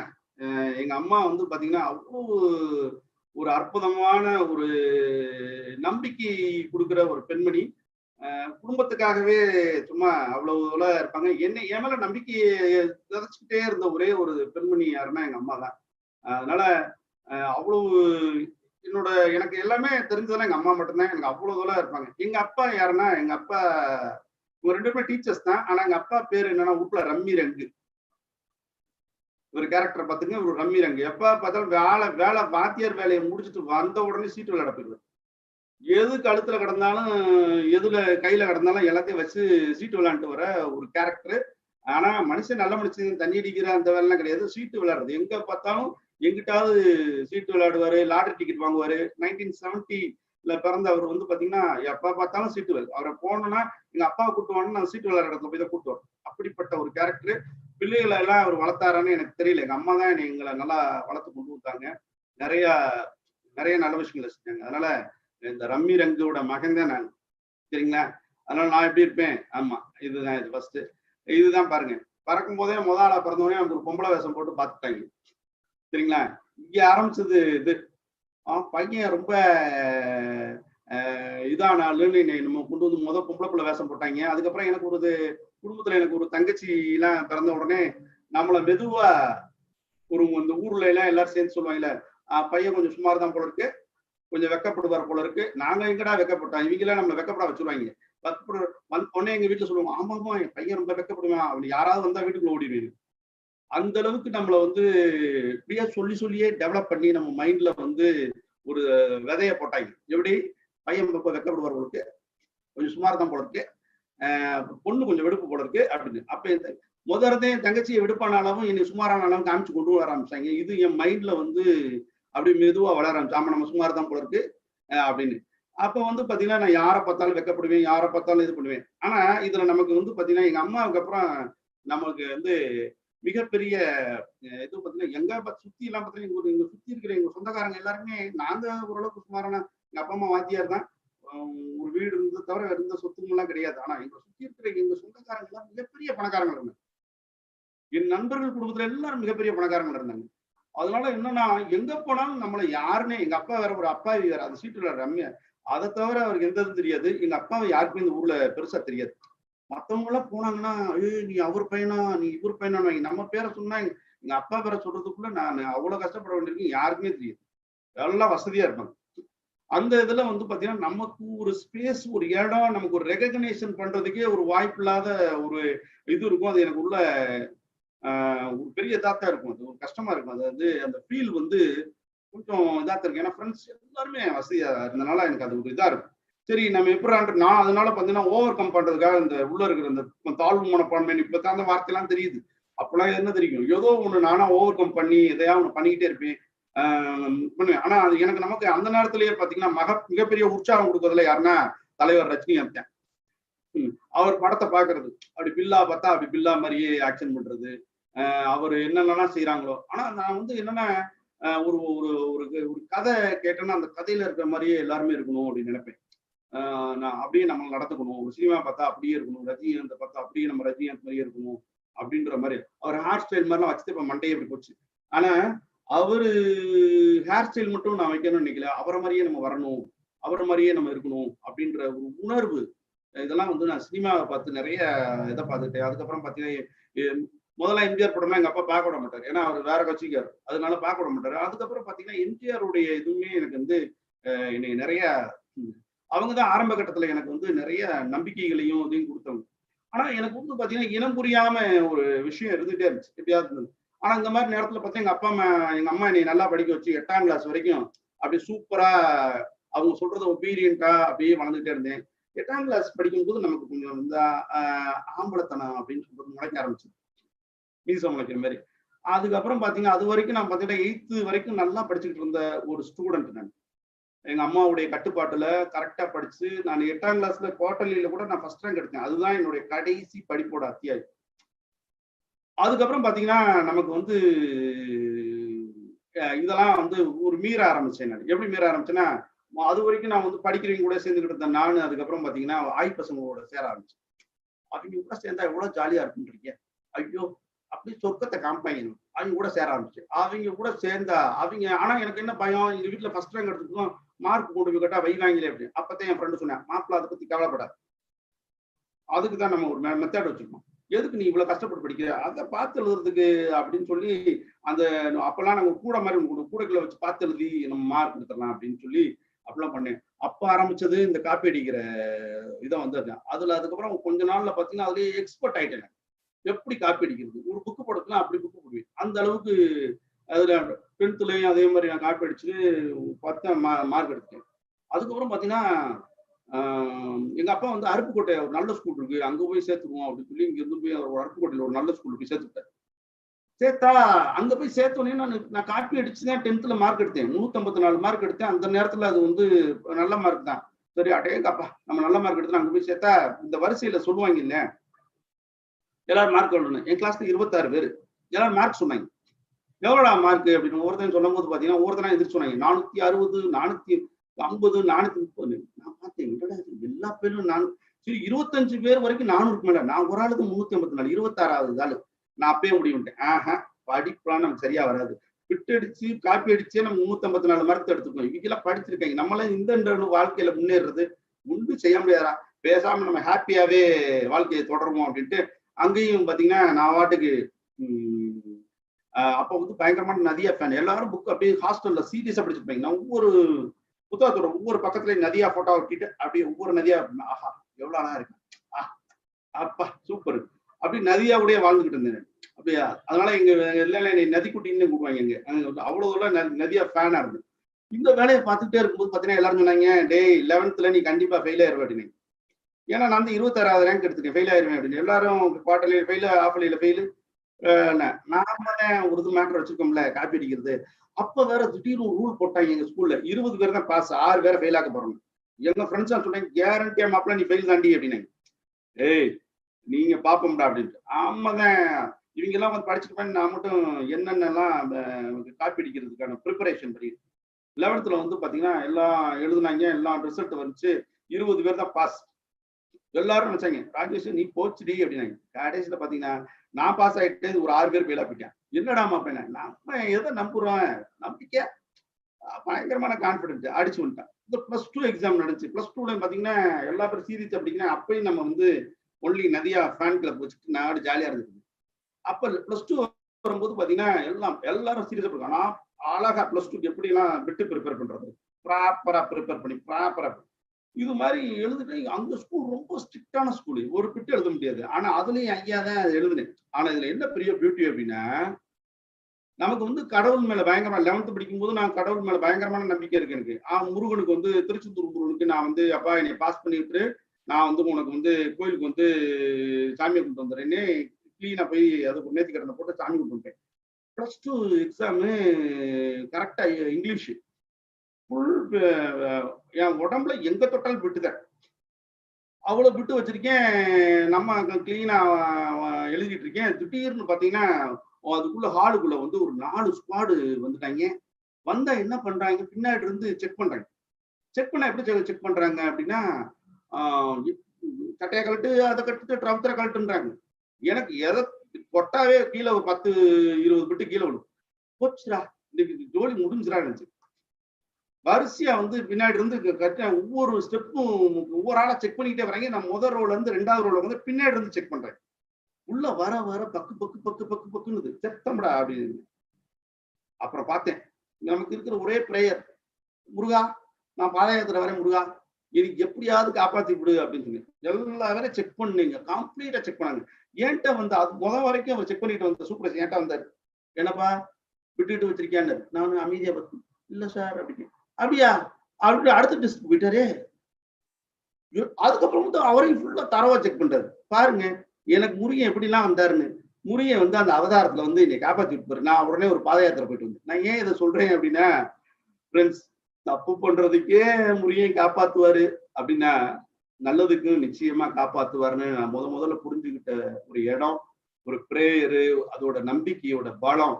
நான் தவறு பண்றேன், என்னையவே காப்பாத்திட்டாரு, நான் நல்லது பண்ணா காப்பாத்துவாருன்றதை நான் கத்துக்கிட்ட ஃபர்ஸ்ட் இடமே அங்கதான். அன்னையிலிருந்து எனக்கு வந்து கடவுள் மேல மிகப்பெரிய நம்பிக்கை. அன்னைக்கெல்லாம் மட்டும்தான் உண்மையிலே அவமானத்துல என்ன நடந்திருக்குமே தெரியாது. ஏன்னா அந்த அளவுக்கு எங்க அம்மா அப்பாலாம் உண்மையிலே ரொம்ப அப்பாவியான ஆளுங்க. ஆனா அந்த நிலைமை முடிஞ்சு சரின்ட்டு அப்புறம் எக்ஸாம் எல்லாத்தையும் முடிஞ்சு எனக்கு மார்க் வந்துச்சு. எவ்வளவு தெரியுமா, ஃபுல்லா விட்டுட்டேன். 666 மார்க். இந்த லிசா பேய் நம்பர் வரும்ல, எங்க வீட்டுல எல்லா ஃப்ரெண்ட்ஸை கேள்வி பண்ணி 666 இதை வச்சுக்கிட்டு எங்கேயாவது காலேஜ்ல சீட்டு வாங்க முடியுமா அப்படி இப்படின்னு எங்க அப்பா கெஞ்சி கூத்தாடி ஒரு காலேஜ்ல வெள்ளச்சியாமன்ற காலேஜ்னு ஒரு மதுரையில் ஒரு காலேஜ் இருக்கு. அந்த இதுல வந்து ஒரு ஆளை பிடிச்சி ஒரு 2000 ரூபாய் லஞ்சத்தை கொடுத்து என்னை சேர்த்து விட்டார். இதுல போய் இதுல வேற பகுமானமா நம்ம வேற படிப்பேன், பிஎஸ் மேக்ஸ் தான் படிப்பேன் அப்படின்னு சொல்லி அனுப்பிச்சேன். சரி ஒரு ஃபர்ஸ்ட் இயர்ல சரி நல்லா தான் படிப்போம், இனிமேல்னாச்சும் கொஞ்சம் ஒழுங்கா வரும்ட்டு ஃபர்ஸ்ட் செமஸ்டர்ல வந்து பார்த்தீங்கன்னா யாரோடையும் சேராம திரும்பவும் வந்து படிச்சு ஃபர்ஸ்ட் செமஸ்டர்ல வந்து நான் ஒழுங்கா படிக்க ஆரம்பிச்சேன். 60% மேல மார்க் எடுத்தேன். இதை நீங்க நம்பணும். நான் ஒன்றும் விட்டே அடிக்காம எடுத்தேன். அதனால நீங்க ஒரு கிளாப் பண்ணணும். ஆமா அப்ப இது நடந்துச்சு. ஃபர்ஸ்ட் செமஸ்டர் முடிஞ்சு செகண்ட் செமஸ்டர்ல நமக்கு தான் திருப்பி ஒரு நல்ல மாதிரி இருந்துக்கிறதுனால திருப்பி 5% கூட சேர்க்க வந்துருச்சு. அவங்க கூட சேர்ந்த முதல்ல அவங்க என்ன சொல்றாங்க, படிக்கக்கூடாது, அரியர் வச்சிருக்கணும் அப்படி. அப்ப அரியர் வச்சிருந்தா தான் நம்ம சேர்க்கணும் அப்படின்னு. அதுக்கப்புறம் பாத்தீங்கன்னா ஊர்ல வர பொம்பளை பிள்ளைங்க எல்லாம் கேலி பண்றது, கிண்டல் பண்றது, இதெல்லாம் வந்து ஒரு பெரிய ஹீரோயிசமா இருந்துச்சு, ராக்கிங் பண்றது அப்படின்னு. அடேங்கப்பா. அதுக்கப்புறம் அதுல பயங்கரமா இருந்தான். இதுல ஒரு விஷயம் என்னன்னா, இந்த கல்ச்சரல் டீம்ல வந்து ஒரு டான்ஸ், அதுல வந்து அதுல ஒரு கோஷ்டியில சேர்ந்து ஒரு 3 வருஷம் காலேஜ் நம்ம அனுபவிச்ச மாதிரி எவனும் அனுபவிச்சிருக்க அளவுக்கு செம ஜாலியா. ஆமா, அங்க டான்ஸ் ஆடினாத்தான் நமக்கு பின்னாடி பட்டர்ஃபிளை மாதிரி நிறைய அப்படிலாம் இருந்து அந்த மாதிரி ஒரு அற்புதமான வாழ்க்கை வாழ்ந்துகிட்டு இருந்து அந்த காலேஜ் முடிக்கிற வரைக்கும் ஓஹோ வாழ்க்கை இப்படியே போயிரும் போல இருக்கு அப்படின்னு நினைச்சேன். அப்புறம் தான் காலேஜ் முடிஞ்சு வாடிப்பட்டியில வந்து உட்காந்தேன். எவ்வளவு தெரியுமா அரியர்? மொத்தமே 30 பேப்பர் தான். கிட்டத்தட்ட 24 பேப்பர் அரியர் வச்சு வெளியே வந்து 24 பேப்பர். நான் என்ன பண்றது? 24 பாருங்க. காலேஜ்ல இப்படி ஜாலியா தான் இருந்தேன். ஆடல் பாட்டம் இப்படிலாம் வந்து ஆடி பயங்கரமா ஹீரோயிசம் பண்ணி அந்த பாத்தீங்களா அந்த ஒரு ஷூ போட்டுட்டு அப்படி ஸ்டைலா நிக்கிறீங்களா, அவத்தான் நம்ம தான் அந்த டான்ஸ் ஆடுறது ரஜினி அந்த மாதிரி ஹேர் ஸ்டைல் வச்சுக்கிட்டு இந்த கண்ணாடியை மாட்டிக்கிட்டு ஆட்டம் போட்டா செம ஜாலியா தான் இருந்துச்சு வாழ்க்கை. இப்படியே ஜாலியா போய்கிட்டு இருக்கும்னு நினைச்சு கடைசியில் வந்து வாடிப்பட்டியில உட்கார வச்சாங்க. வாடிப்பட்டி அன்னைக்கு இருக்கிற நிலைமைக்கு ஒரு கிராமம் தான். எங்க ஊர் எப்படி ஊர்னா செம்ம ஜாலியான ஊர்னு சொன்னோம்ல, எல்லா பேரும் 24 மணி நேரமும் ஜாலியா இருப்பாங்க. உண்மையிலே நீ சம்பாதி ஜாலியா இருக்கணும் முன்னா நீங்க என்னமோ சென்னையில இருந்தா ஜாலின்னு நினைச்சிட்டு இருக்காங்க. வாடிப்பட்டிக்கு வாங்க. முதவே எல்லாம் சொல்லிடுவாங்க, எந்த வேலையும் பார்க்கக்கூடாது, சத்தியம் பண்ணி ஜாலியா இருக்கும் அப்படின்னு ஒரு ஊர் இருக்குன்னா அது வாடிப்பட்டி. செம ஊர். நாமையான ஊர். அந்த ஊர்ல அந்த மாதிரி ஒரு ஊர்ல வந்து எங்க ஊர்ல ஒரு கேரம் போர்டு கிளப் இருந்துச்சு. ஆனா எங்க ஊர்ல அந்த நேரத்துல வந்து பாத்தீங்கன்னா நாங்க கைலி கட்டிட்டு தான் எல்லாம் ஊர்ல தெரியும். வேஷ்டி கட்டினாவே வெளியூரான்னு கேட்கிற ஊர் எங்க ஊர். அங்க வந்து பாத்தீங்கன்னா ஒரு கேரம் போர்டு கிளப்ல இருக்கும்போது பாத்தீங்கன்னா அப்பதான் என்னோட காலேஜ் படிக்கிற நேரத்துல அது வரைக்கும் பாத்தீங்கன்னா என்னோட வாழ்வியல் முறையில நான் நிறைய சொல்லணும்னு டைம் இல்லை. பாத்தீங்கன்னா நான் சும்மா கொஞ்சம் கொஞ்சமா சொல்றேன். என்னோட வயதுனா நைட்டு 2 மணி வரைக்கும் இந்த கேரம் போர்டு கிளப்ல காலேஜ் முடிச்சுட்டு அரியர் உட்காந்துருக்கோம். 2 மணி வரைக்கும் கேரம் போர்டு கிளப் விளையாண்டுட்டு வீட்டுல போய் நைட்டு 2:30 அதுல வேற என்னன்னா வாசல்ல போய் நின்றுட்டு அங்க விடிய விடிய பேசுவீங்க. அம்மா வாசல் துளிக்கும் போது எருவு மாடுகளை போய் தொலைங்கடா அப்படின்னு சொல்ற அளவுக்கு விடிய விடியெல்லாம் பேசிடும். அப்படிலாம் பேசிட்டு நான் தூங்குனேன்னா எந்திரிக்கிறத காலையில 11:30 மணி 12 மணிக்கு எந்திரிப்பேன். அதுல எங்க அம்மா வேற ஸ்கூல் போகுமா 9 மணிக்கு ராஜி என்னை ராஜி கொஞ்சம் ஒதுக்கிப்படுமா, வெயில் பட்டும், நீ கருப்பாயிருவே அப்படின்னு. என்னை எங்க ஊர்ல எல்லா பேரும் கருவா பயந்து கூப்பிடுவாங்க. அதுல வேற என்ன நமக்கு ஒரு பேர் இருக்கு, கருவாயன் அப்படின்னு. என்ன அப்படி ஒரு இதுல வந்து எங்க அம்மா வேற அதுல ஒரு பாசம். தள்ளி போட்டு சாப்பாடெல்லாம் அங்க வச்சிருக்கேன் அப்படின்னு சொல்லுவாங்க. இந்த மாதிரியான ஒரு வாழ்வியல் முறையில இருக்கும் போதுதான் படு சோம்பேறித்தனமா என்டர்டைன்மெண்ட்டை தவிர எந்த சிந்தனையுமே இல்லாம ஊருக்குள்ள வந்து பாத்தீங்கன்னா எனக்கு என்னன்னா யாரு என்ன சொன்னா தலையில செய்வேன். என்னை எல்லாரும் பேர் வாங்குறதுக்காக நல்லவன்றதா பேர் கிடைக்காதுல்ல, கெட்டவனா இருந்தா அப்ப எல்லா சட்டையும் பண்றது எல்லாம் அப்ப நமக்கு பேரு பயங்கரமா கிடைக்கும் அப்படின்னு. இந்த மாதிரியான ஒரு ஒரு முட்டாள்தனமான ஒரு பாலிசியில தான் அந்த நேரத்துல நான் இருந்துகிட்டு இருந்தேன். இந்த நேரம் தான் பாத்தீங்கன்னா வாழ்க்கையில மிகப்பெரிய ஒரு மாற்றம். எனக்கு முதல்ல ஒரு எங்க அம்மாவுக்கு அப்புறம் வந்து நான் சந்திச்ச ஒரு மிகப்பெரிய பெண்மணி. எத்தனையோ பெண்களை பாத்துருங்க, பாருங்க இவன் தான் அவர். எனக்கு வந்து பாத்தீங்கன்னா நான் எப்பயுமே சொல்லுவேன், எனக்கு வாழ்க்கை ஃபுல்லா வழி நெடுக நிறைய குருநாதர்கள் இருந்திருக்காங்க. அதுல என்னைய பொறுத்தவரை எங்க அம்மா வந்து மிகப்பெரிய எனக்கு வந்து ஒரு பெரிய வழிகாட்டி, ரொம்ப நல்லவங்க, நம்பிக்கையை நல்லா கொடுத்து என்னை மேல நம்பினவங்க. 2வது நான் சந்திச்ச இந்த பெண். இந்த பிள்ளைய நான் எத்தனையோ நாள் பார்த்திருக்கேன். இந்த பிள்ளைய நான் எனக்கு ஒண்ணுமே இல்லை. முதல் நாள் அந்த பிள்ளை எங்க ஊருக்கார பிள்ளை தான். ஆனா பாத்தீங்கன்னா எனக்கு எப்படின்னா யாரும் எதுவும் முடியாதுன்னா அதை முடிச்சு காமிக்கணும்னு என்னமோ அது ஒரு பிடிவாதம், வரட்டு பிடிவாதம் இருந்துச்சு. இந்த பிள்ளை பெரிய கோடீஸ்வரர் வீட்டு பிள்ளை அப்படின்னு சொன்னாங்க. அவங்க மாமாலாம் அந்த ஊர் பிரசிடென்ட், வாடிப்பட்டி பிரசிடென்ட். இந்த பிள்ளைய பார்த்துருக்கேன். எனக்கு அது கொஞ்சம் டான்ஸ் எல்லாம் ஆடும். ஆனா எனக்கு அவ்வளவு ஒண்ணும் இது இல்லை. ஆனா முதல் நாள் தாவணி, அப்பெல்லாம் தாவணி தானே கட்டுங்க. முதல் நாள் இந்த பிள்ளை பாவாடை சட்டை தாவணி கட்டுனாரு. பார்த்து அன்னையில இருக்கு அப்படியே இந்த குணா படத்துல கமல்ஹாசன் அந்த மாதிரி அபிராமி அன்னைக்கு ஆரம்பிச்ச பைத்தியக்காரத்தனம் இருக்குங்க. அது இன்னைக்கு வரைக்கும் தொடரும். அன்னைக்கு அதை ஆரம்பிச்சேன் பாருங்க. அதை பார்த்ததுல இருந்து அந்த பின்னாடியே ஆயிட்டெல்லாம் தூக்கம் வர்றது. பார்த்ததுல இருந்து தூக்கம் இல்லை. எங்க அந்த பிள்ளை பேரு என்னுடைய அவர் பேர் வந்து ஜெயான்னு ஒரு பேரை கேட்டாவே அது ஒரு அபிராமி மாரி நமக்கு ஒரே கிருன்னு வந்துடும். அந்த அளவுக்கு அந்த ஒரு நைட் எல்லாம் தூங்காம என்ன. நான் ஏன் இதை உங்ககிட்ட சொல்றேன்னா என்னுடைய காதல் கதை வந்து நான் எனக்கு ஆரம்பத்துல தெரியல இந்த காதல் வந்து என்னன்னு. ஆனா இப்பெல்லாம் யோசிக்கும் போது நான் இவ்வளவு பெரிய வெற்றி இன்னும் இதை சொல்றாங்க. நான் இது ஆரம்பம் தான், ஆரம்ப புள்ளி தான். ஆனா இவ்வளவு பெரிய காரண காரியத்துக்கு வந்ததுக்கு நான் அப்ப யோசிச்சு பார்க்கும்போது இந்த காதல்ல நான் இப்ப சந்திச்ச நிறைய அனுபவங்கள் எனக்கு மிகப்பெரிய ஹெல்ப்ஃபுல்லா இருந்துச்சு. எப்படின்னு சொல்றேன். இது வந்து பாத்தீங்கன்னா முதல்ல பார்த்த உடனே பரசமை. நான் வந்து காலையில 11 மணிக்கு தான் எந்திரிப்பேன். ஃபர்ஸ்ட் நீங்க யோசிச்சு பாருங்க. 11:30க்கு எந்திரிப்பேன். இந்த பொண்ணை பாக்குறதுக்கு காலையில 6 மணிக்கெல்லாம் அது ஒரு கிளாஸ்க்கு போகும்.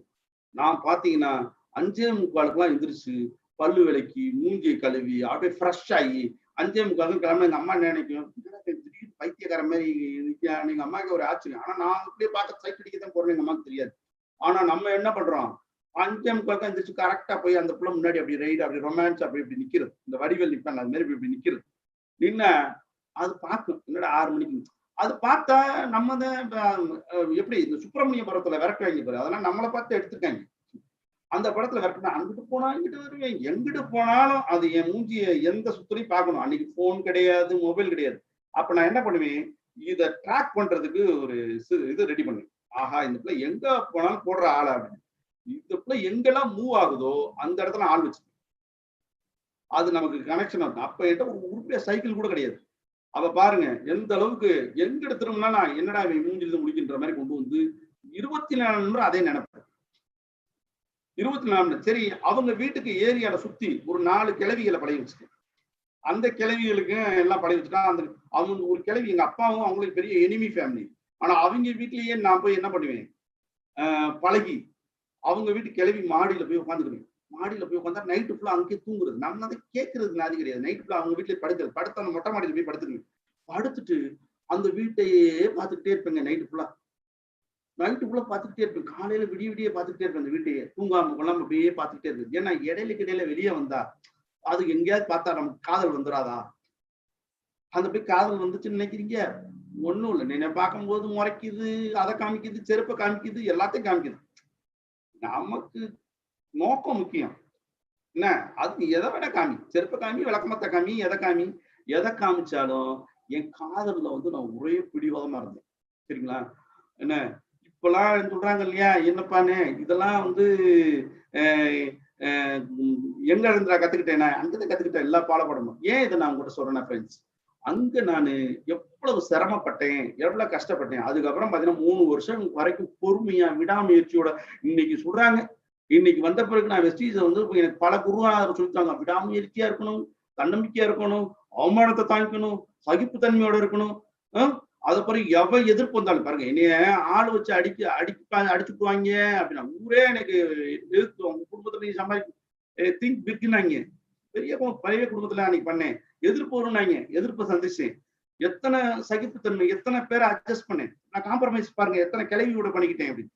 அப்ப யோசிச்சு பாருங்க, வாழ்க்கையில நான் முதல்ல தெரிஞ்சுக்கிட்டது, ஒரு லவ் பண்ற ஒரு பொண்ணுக்காகவே இத்தனை விஷயத்தையும் நம்ம செய்யணும் அப்படின்னா வாழ்க்கையில வெற்றி அடைகிறதுக்கு இதே சூட்சுமத்தை ஃபாலோ. என் வீட்டுக்காரமா நான் கல்யாணம் சொன்னா, ஏண்டா இவ்வளவு என் பின்னாடி செஞ்சீங்க, இதே விஷயத்த நீ வந்து இந்த வெஸ்டீஜ்ல நீ ஃபாலோ பண்ண ஜெயிக்க மாட்டியா அப்படின்னு கேட்ட இந்த கேள்விதான் பாத்துங்க என்னோட காதல் கதையில நடந்த இந்த விஷயம் பாத்தீங்களா, எனக்கு வந்து உண்மையிலேயே நான் பிசினஸ்குள்ள வரும்போது இருந்துச்சு. சரி, இப்ப இந்த காதல் கதையோட அடுத்த பரிமாணம் என்னன்னா, இவ்வளவு நடந்து ஊன்னு பாத்தீங்கன்னா கடைசியில பாத்தீங்கன்னா கல்யாணத்துலதான் மிகப்பெரிய போராட்டத்துக்கு அப்புறம் ஒரு காம்ப்ரமைஸ் கல்யாணத்துல தான் முடிஞ்சுப்பாங்க.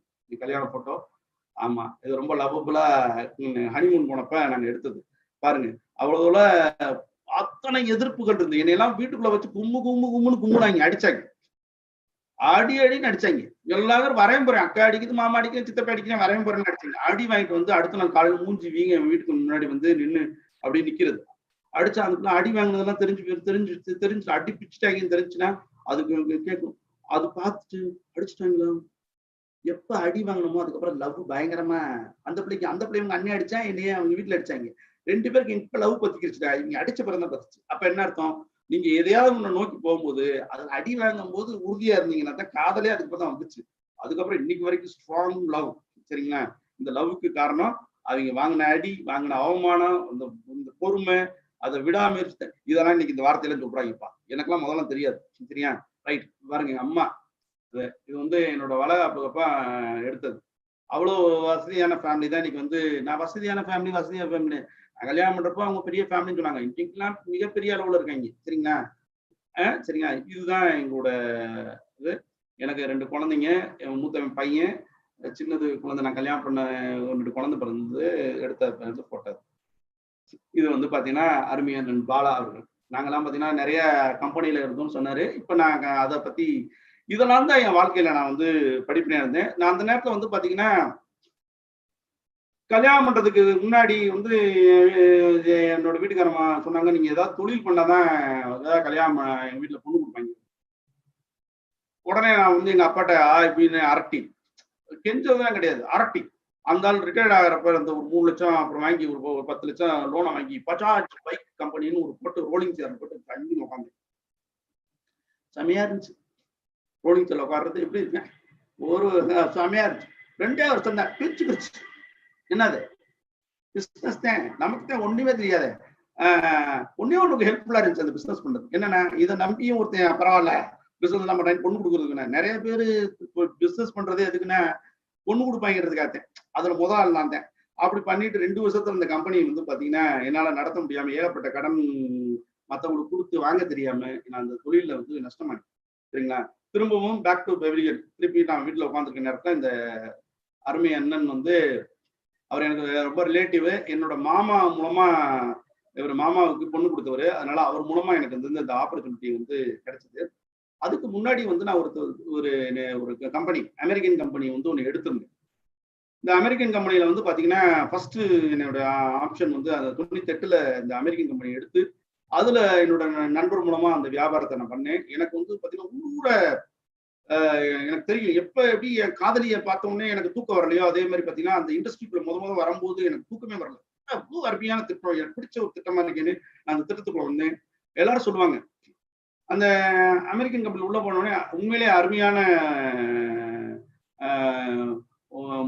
லீடர்ஸ் வந்து எனக்கு நிறைய சொல்லி கொடுத்தாங்க. நிறைய நல்ல விஷயம் இருந்தது. ஆனா பாருங்க, நான் அதுல வந்து 98ல இருந்து 2002 வரைக்கும் 4 வருஷம் ஒர்க் பண்ணேன். ஆனா நீங்க எல்லாம் நிறைய பேர் இங்க வந்துட்டு 2 மாசம் வேலை பாக்குறாங்க.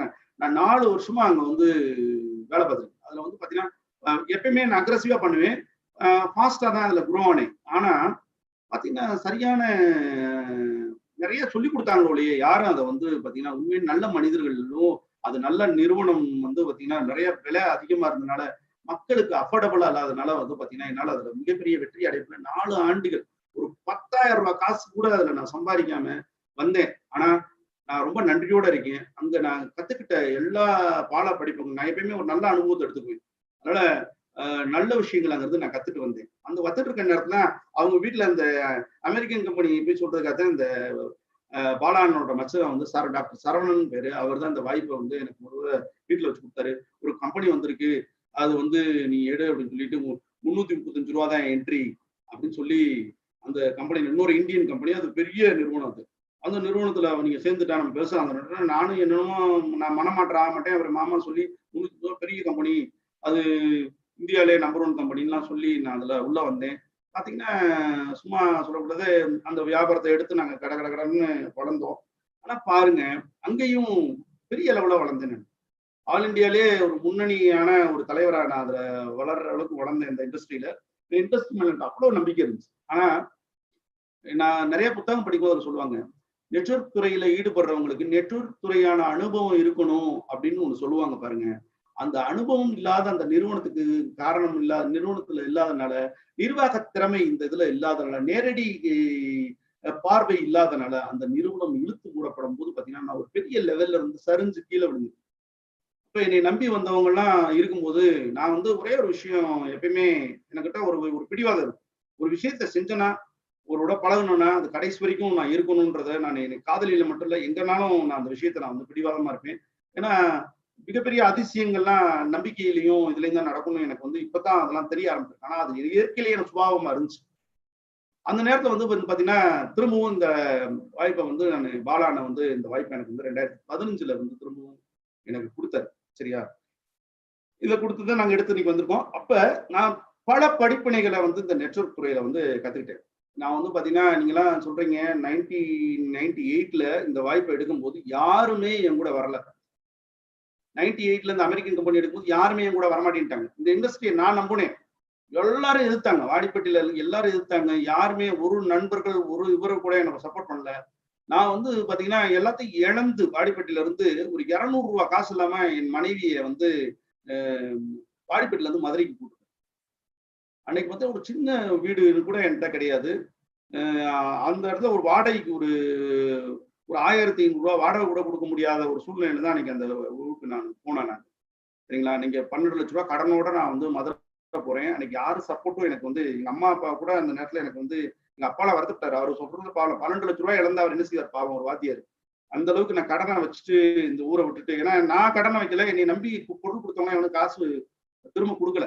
நான் அவங்க மனசை கட் பண்ணாம இருக்கட்டும்னு நான் மதுரை போயிட்டேன். நான் கல்யாணம் பண்ண சம்பந்தம் பண்ணவங்க கூட என்னை என்ன ஏதுன்னு கேட்டுக்கல. சரிங்களா? ஆனா எனக்குள்ள ஒரு பெரிய வருத்தம் வந்து இருந்தது.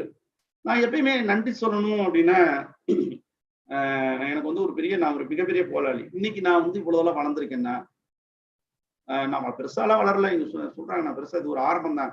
இந்த அளவுக்கு நான் வந்திருக்கேன் அப்படின்னா அதுக்கு காரணம் என்னுடைய குரு வந்து ஏதோ எங்க அம்மா, எங்க அப்பா இவங்கெல்லாம் இல்ல. கடவுளுடைய பாக்கியத்துல, கடவுளுடைய கருணையில எதிரிகளும் துரோகிகளும் தான் என்னை வளர்த்தாங்க. இது உண்மைங்க இது. நான் நல்லா நான் வந்து ரஜினிகாந்த் படம் பார்த்தே வந்தேன். அண்ணாமலை மாதிரி நான் வந்து அண்ணாமலை படத்துல வர மாதிரி நான் வாட்டுக்கு வெள்ளந்தி மாதிரி சிரிச்சுக்கிட்டே சந்தோஷமா தான் இருப்பேன் நான். யாரையும் நான் வந்து இது வரைக்கும் என்னுடைய வாழ்க்கையில நான் வந்து நிறைய சேட்டை பண்ணிருக்க முடிய யாருக்கும் நான் வந்து துரோகம் பண்ணதில்லை. எல்லாரையும் நல்லா இருக்கணும்னு நினைக்கிற இயல்பு நாணயமா இருக்கணும் அப்படின்னா கத்துக்கிட்ட ஒரு ஆள் தான் நான். இதெல்லாம் எங்க அம்மாட்ட இருந்து நான் கத்துக்கிட்டது. எங்க அம்மா ரொம்ப வேல்யூஸ் ரொம்ப சொல்லி அவங்க கடைபிடிப்பாங்க. யார்கிட்டையும் 5 பைசா வாங்கக்கூடாதா ராஜி அப்படின்னு சொல்லுவாங்க. நான் இன்னைக்கு வரைக்கும் என் வாழ்க்கை 50 வயசு ஆச்சுங்க. நான் யார்ட்டையுமே கை நீட்டி நான் வாங்கினதில்லை. என் கை கொடுக்குற இடத்துல தான் இருக்கும்னு நான் இன்னைக்கு வரைக்கும் நினைச்சிருக்கேன்.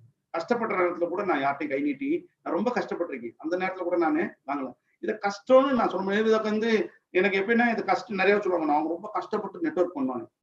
பாருங்க நான் லவ் பண்ணதை கஷ்டப்பட்டெல்லாம் பண்ணல, ரசிச்சு பண்ணேன்.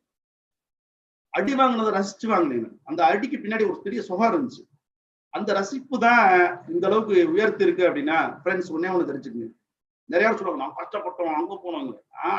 அலைஞ்சது சந்தோஷமா இந்த டிராவல் இந்த ஜேர்னிய சந்தோஷமா வலின்லாம் அதெல்லாம் பெயினே கிடையாதுங்க. எப்படிங்க பெயினா இருக்க முடியாது? அது சந்தோஷத்துடைய ஒரு மனநிறைவு. அவ்வளவு அற்புதமா வந்து நான் ஓட்டுனேன். அப்ப பாருங்க ₹200 காசு நம்ம அங்க போகும்போது நான் வளர்ந்ததுக்கு காரணம் நான் யாருன்னா என்னிட்ட சேர மாட்டான்னு சொன்னோம். அவன் முன்னாடி வளர்ந்து காமிக்க நினைச்சு என்னைய நிறைய பேர் என்னைக்கு பொண்ணு கொடுத்தவனே என்னைய வந்து சொன்னாங்க இவங்க எல்லாம் ஃபாரின் போயிடுவாங்களா, கார் வாங்க போறாங்களா, பிடிச்சிருவாங்களா அப்படின்னு 4 பேர்ட்ட இவங்க நக்கல் அடிச்ச நக்கல் இருக்கு பாத்தீங்களா, அந்த நக்கல் தான் என்னை வளர்த்துச்சு. அதனால எங்க மாமனுக்கு ஒரு மிகப்பெரிய நன்றி. அவர் மட்டும் இதை சொல்லல இல்லைன்னா நான் இந்த அளவுக்கு உயரத்துக்கு நான் வரணும்னு நான் சத்தியமா நினைச்சுன்னு கூட மாட்டேன். சரிங்களா? அதே மாதிரிதான் பாருங்க ஒவ்வொரு தடவும் நான் திரும்பி பாக்குறேன். நான் வளர்ந்ததுக்குலாம் காரணம் என்னை அவமானப்படுத்தணுங்க தான். அப்ப கடவுள் பாருங்களேன் என்னை எவ்வளவு கருணையான ஒரு கடவுள். நான் எங்க என்னை பட்டணம் அமுக்குனா நான் முன்னேறுவேன்னு அவர் தெரிஞ்சிருக்கு. அப்ப என் கூட இருந்து ஆதரவு தெரிவிச்சவங்களை காட்டணும். என்னை அவமானப்படுத்தினவர் தான் வளர்த்துருக்காங்க. நான் நன்றி. என்னை அவமானப்படுத்தவங்களாம் நன்றி. இன்னமும் பிளீஸ் நிறைய என்னை அவமானப்படுத்துங்க. நான் நிறைய வளர வேண்டி இருக்கு அப்படின்றத நான் கேட்டுக்கிறேன். அதனால இந்த எதிர்ப்புகளும் இதுவும் என்னை வளர்த்துச்சு. அதே மாதிரிதான் இந்த இண்டஸ்ட்ரிக்குள்ள நான் மட்டும் அமைதியா யார் சொன்னாலும் கேட்டுக்கிட்டே இருப்பேங்க. நான் வந்து யாரையுமே எதுவுமே பண்ணாத ஒரு இயல்பான ஆளு தான் நான்.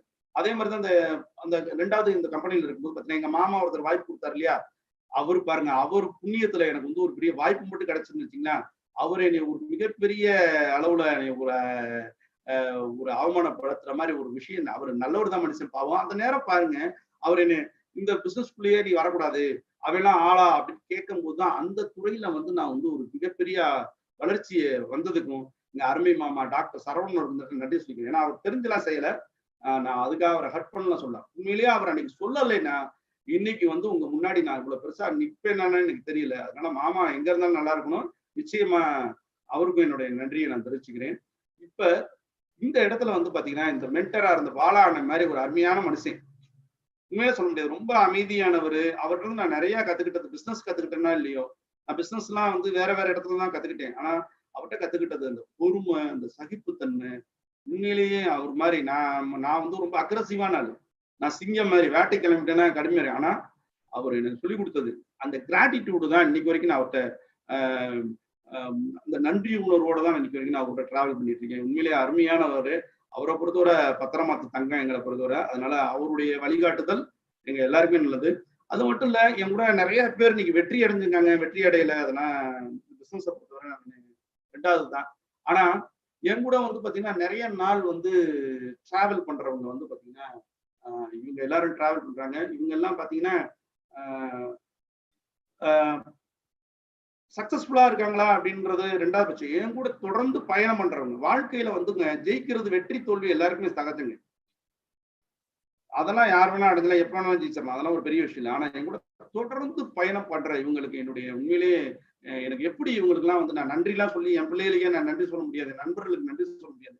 இவங்க வாழ்க்கையில சீரும் சிறப்புமா இருக்கிறதுக்காக நான் கடைசி வரைக்கும் இவங்க கூடயே இருப்பேன் அப்படின்றத நான் அந்த இடத்துல உறுதி கொடுத்தேன். இவங்க எல்லாரும் தான் அந்த என்னோட ஃபேமிலி. இவங்க என்னோட அண்ணன் தம்பிங்க. நான் என்னோட டீம்ல வந்து யாரையும் சாருலாம் சொல்றது இல்லை, எல்லாமே மாமி மச்சினேன் பங்காளிக தான். அதனால இவங்க எல்லாருக்கும் என்னோட குடும்பம் எல்லாருமே என்னோட சக்சஸ்க்கும் இவங்க எல்லாம் எந்தோ ஒரு வகையில காரணமா இருந்திருக்காங்க. நிச்சயமா இவங்களோட சக்சஸுக்கும் நான் நிச்சயமா காரணமா இருப்பேன்னு சொல்லிட்டேன். அதனால இவங்க எல்லாம் வந்து பாத்தீங்கன்னா இன்னைக்கு வந்து இந்த வியாபாரத்துக்குள்ள வந்து இவ்வளவு பெரிய அளவுல வளர்ந்துருக்காங்க அப்படின்னா கார்லாம் எல்லாரும் இன்னைக்கு அச்சீவ் பண்ணிருக்காங்க. இவங்கெல்லாம் அச்சீவ் பண்ணிருக்காங்க பாருங்க, எல்லாம் கார் இருக்காங்க. என்னோட சக்சஸ்ஃபுல் இது. சரி, இப்ப நான் ஒரே ஒரு விஷயம் வந்து இந்த ஸ்லைட்ல உங்களுக்கு நான் வந்து நான் உங்களுக்கு அட்வைஸ் எல்லாம் பண்ண வரல. என்னுடைய இதை வந்து நான் சொல்றேன். வாழ்க்கையில எனக்கு இந்த 7 விஷயங்களை என்னோட குருநாதர் எனக்கு சொல்லி கொடுத்தாரு. அப்பா இதெல்லாம் நான் இருக்கக்கூடாதா அப்படின்னு. அப்ப இதெல்லாம் கத்துக்கிடான்னு. அப்ப இதுல இருக்குது எல்லாமே எனக்கு இருக்குப்பா அப்படின்னு. அப்ப என் மனைவி கிட்ட இந்த 7 விஷயத்தை சொல்லும் போது என் மனைவி சொன்னாங்க, ஏங்க லவ் பண்ணும்போது உங்கள்கிட்ட வந்து தயக்கம் கூச்சா இருந்துச்சா? வெக்கமே இல்லாம வந்து பல்ல காமிப்பீங்க, நான் விளக்கமாத்த காமிச்சா கூட ஈன்னு வந்து நிப்பாங்களே. அப்ப இந்த தயக்கம் வந்து நீங்க காதலிக்கும் போது இருந்துச்சானே? நிச்சயமா இல்லை. தோல்விப்பட்டு அது வருவாளா வரமாட்டான்னு பயம் இருந்துச்சா? அது காதலிக்கும் போது இவன் தான் என் மனைவின்னு நினைச்சுதான் நான் வாழ்ந்தேன். அதுல எத்தனை இடர்பாடுகள் வந்தாலும் நான் வந்து தோல்வியை பத்தி ஒரு கணக்கு கூட சிந்திக்கல. எப்ப லவ் பண்ணும்போது. அப்ப லவ் பண்ணும்போது மட்டும் இது எல்லாமே உனக்கு வரும் அப்படின்னு என்கிட்ட கேட்டா. நான் உங்களை கேட்கல, என்னைய கேட்டாவ. அப்ப தோல்வியை பற்றிய பயம் எனக்கு கிடையவே கிடையாது.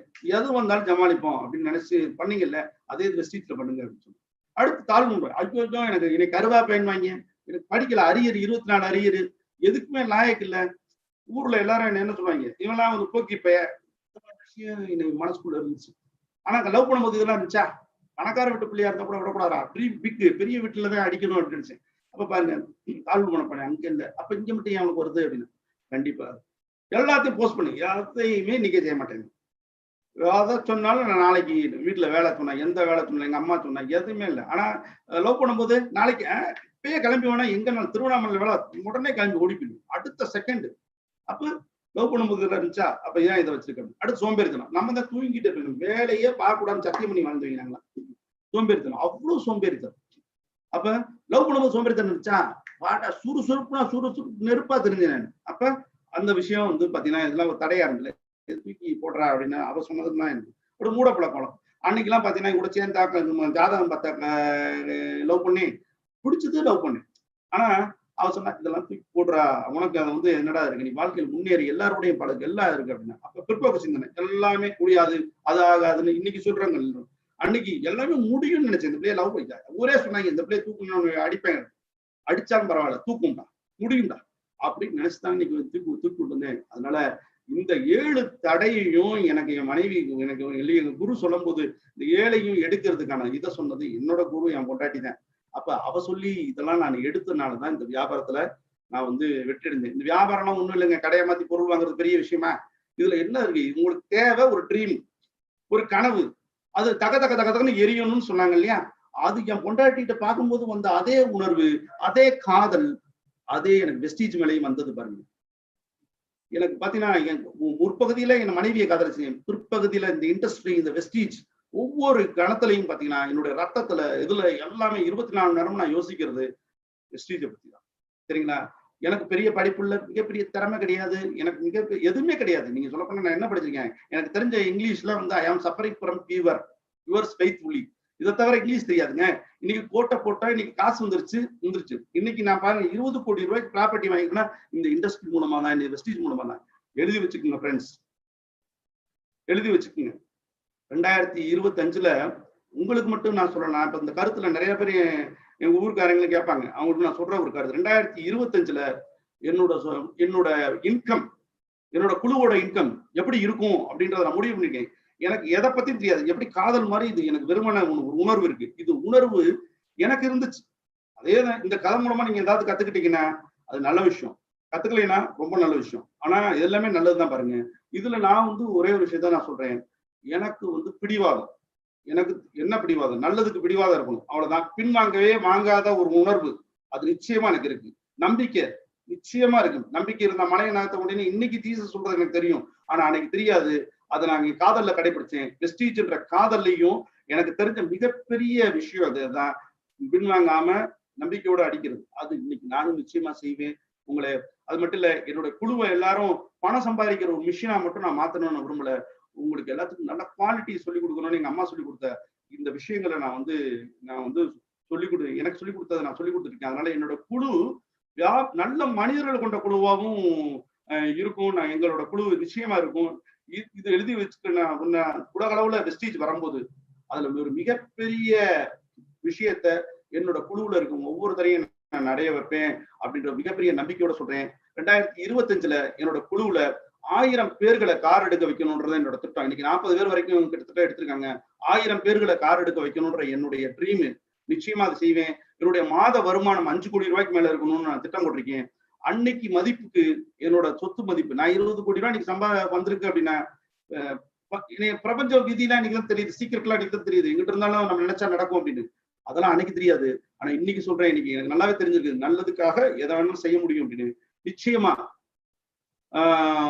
என்னோட குழுவில் இருக்க ஒவ்வொருத்தரையும் மிகப்பெரிய கோடீஸ்வரர் ஆக்குவது மட்டும் இல்ல, பொருளாதார சுதந்திரத்தை மட்டும் இல்ல, சரிங்களா, அவங்களை ஒரு நல்லது ஒரு வாழ்வியல் கொண்டு வருவேன். ஒரு 100 கோடி ரூபாய் வருமானத்துக்குள்ள என்னுடைய இதை 2025 வருவேன். 2030கள்ல இந்தியாவிலேயே ஒரு மிகப்பெரிய குழுவா எங்களோட குழு நிச்சயமா இருக்கும். நான் எங்க குழு நிச்சயமா பெரிய அளவுல எல்லாருக்கும் ஒரு பொருளாதார மாற்றத்தை ஏற்படுத்தும் அப்படின்னு சொல்லிட்டு அவங்களை என்னை நம்பி என்னை வாழ வச்சிருக்கிற தெய்வங்களான எல்லா பேருக்கும் என்னுடைய நன்றியை பதிவு செய்யறேன். நான் ரொம்ப நேரம் பேசிட்டே இருப்பேன் நானே, அதான் என்னோட வீக்னஸ். அதனால நிச்சயமா அவங்க எல்லாருக்குமே ஒரு மிகப்பெரிய இதை கொண்டு வருவேன். எல்லாருக்கும் வெற்றி நிச்சயம். எனக்கு இந்த வாய்ப்பை கொடுத்தது, எனக்கு இந்த காதல் கதையை சொல்ல சொன்னா பொழுது போறதே தெரியாது பாருங்க. அங்கிட்ட என் பையன் கையை காமிக்கிறான், ரொம்ப நேரம் ஆயிடுச்சு அப்படின்னு. ஆனா நான் அந்த கதைக்குள்ளேயே போயிட்டேன். நீங்க போயிட்டீங்களா எனக்கு தெரியாது, நான் போயிட்டேன். அதனால இந்த கதையில நான் உங்களுக்கு சொல்ல, நீங்க புரிஞ்சுக்கிறது என்னவா இருந்தாலும் சரி, என்னோட வாழ்க்கை மாற்றத்துக்கு வெஸ்டீஜை நான் காதலிக்கிறேன், வெஸ்டீஜ்ல வெற்றி பெறேன் அப்படின்னா நீங்களும் நிச்சயமா காதலிச்சீங்கன்னா வெற்றி பெற முடியும். விஷயம். Thank you, love you all, bye. Thank you. Very great, sir. It was very, very powerful. In fact, இந்த துறைக்கு ஒரு சரியான நபர் அப்படின்னு நம்ம சொல்ல முடியும். பிகாஸ் இந்த பிசினஸ் பொறுத்த வரைக்கும் எனக்கு சொல்றது காப்பி கேட் பிசினஸ் அப்படின்னு சொல்றோம். ஸோ இந்த காப்பி கேட் பிசினஸ்ங்கிறது நீங்க ஸ்கூல் படிக்கும் போதே அதை தான் ஆரம்பிச்சிருக்கீங்க. அதுக்கப்புறம் இதை உங்களுடைய ஒரு தொழில் அப்படின்னு பார்க்கும்போது இதுல அந்த பக்தி இது எல்லாமே நீங்க இருக்குங்கிறத ப்ரூவ் பண்ணிருக்கீங்க. இன்ஃபேக்ட் உங்களோட அந்த லவ் ஸ்டோரி அப்படின்னு நீங்க சொல்லும் பொழுது ரைட், அது ஏன் இவ்வளவு தூரம் அது நீங்க சொல்லணும் அப்படின்னு கூட நிறைய பேர் யோசிச்சிருக்கலாம்.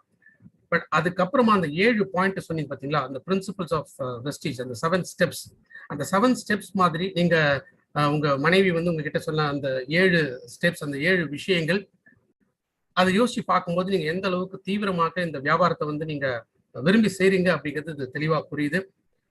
ஸோ உங்களுடைய அந்த லவ் அண்ட் அட்டென்ஷன் நிச்சயமாக இந்த அளவுக்கு ஒரு வெற்றி அமையறதுக்கு முக்கியமான ஒரு பிளாட்ஃபார்மா இருந்திருக்கும் அப்படிங்கிறதுல எந்த விதமான சந்தேகமும் இல்லை. ஸோ நாங்க கேட்டதுக்கு இணங்க இன்றைக்கு இந்த மீட் த மில்லியனர் ப்ரோக்ராம் பண்ணி கொடுத்தவங்களுக்கு கம்பெனியின் சார்பாக, எங்களுடைய என்டையர் தமிழ்நாடு டீம் சார்பாக உங்களுக்கு என்னுடைய மனமார்ந்த நன்றிகள் இந்த நேரத்தில் தெரிவிக்க நாங்கள் கடமைப்பட்டிருக்கோம் சார். ஸோ டியர் வெஸ்டிஜியன்ஸ், இந்த ப்ரோக்ராம் இந்நேரம் பார்க்கக்கூடிய உங்கள் அனைவருக்குமே நிச்சயமாக ஒரு டேர்னிங் பாயிண்ட் அப்படிங்கிறது உங்க வாழ்க்கையில நிச்சயமாக அமையும். ஸோ ஒன்ஸ் இந்த டேர்னிங் பாயிண்ட் அமையும் பொழுது அதுலேருந்து விடாப்படியாக இருந்து எத்தனை விதமான நெகட்டிவ் தாட்ஸ் இல்லை நெகட்டிவ் பாயிண்ட்ஸ் நம்ம சுத்தி இருக்கிறவங்க யார் என்ன சொன்னாலுமே சரி, அதை முதல்ல நம்ம ஆழ்ந்து இதுதான் இந்த விஷயம், இதுதான் என்னுடைய இலக்கு, இதை நோக்கி தான் நான் போகணும் அப்படிங்கிற அந்த முடிவு எடுத்துட்டு அந்த ஒரு வெறித்தனமான ஒரு செயல்பாடுகளால் நிச்சயமாக வெற்றி பெற முடியும் அப்படிங்கிறத இன்னைக்கு நம்மளுடைய double crown director Rajesh Khanna sir அவருடைய இந்த மீட் த மில்லியனர் ப்ரோக்ராம் மூலமாக நம்ம தெரிஞ்சிருக்கோம். ஸோ டெஃபினட்டா ஆஸ் வெஸ்டீஜ் மேல மேல மேல மேல வளர்ந்து கொண்டே போகுது அப்படின்னா அதற்கு காரணம் உங்களுடைய வளர்ச்சி. ஸோ அதனால தான் in your success lies our success அப்படிங்கிற இந்த மேனேஜ்மெண்ட் எப்போதுமே சொல்லக்கூடிய விஷயம். ஸோ வெற்றி உங்கள் கையில் காத்து கொண்டிருக்கிறது. Thank you so much. Wish you all the success and wish you wealth.